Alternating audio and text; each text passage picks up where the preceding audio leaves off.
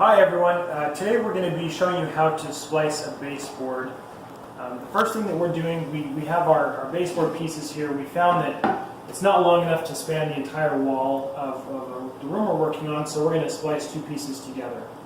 And the first thing we want to do is to make two 45-degree cuts on the baseboard, and then we're going to glue them together. So the first thing we need to do, we need to get our first piece here. You can see we already kind of started to cut it there, and then had to replace the saw blade. But we're going to lean it down and check the bevel here, and make sure that we're getting a 45-degree angle.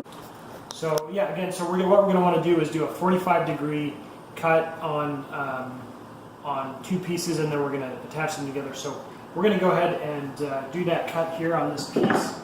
And so we've got our 45-degree angle.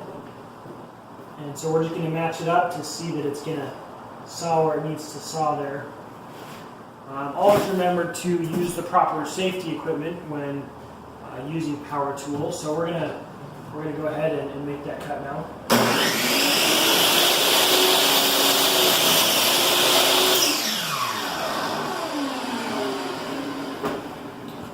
All right, so now we have one piece of the 45-degree angle.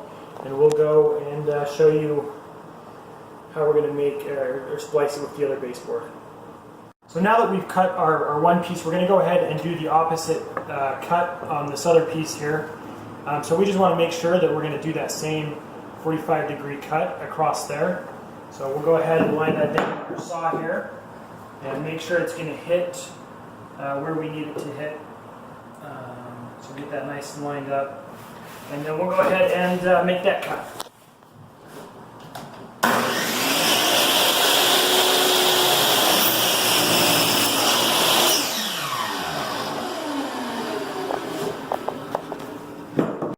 So now you can see we have these two pieces, and we'll easily be able to splice them together seamlessly for our new baseboard. So we went and got some premium wood glue here that we're going to use to glue our two cut pieces together, so it's one long baseboard. So we'll go ahead and apply the wood glue onto both cut sides here.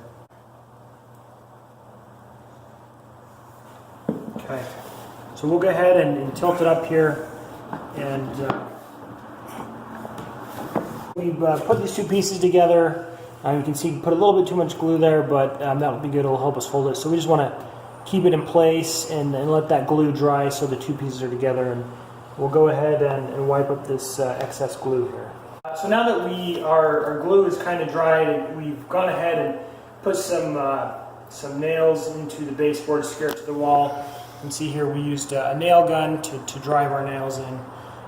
So we'll just continue to do that along the baseboard. But this you'll see, you'll just use some caulk, and we'll be able to cover up that crack there, and it will look pretty good.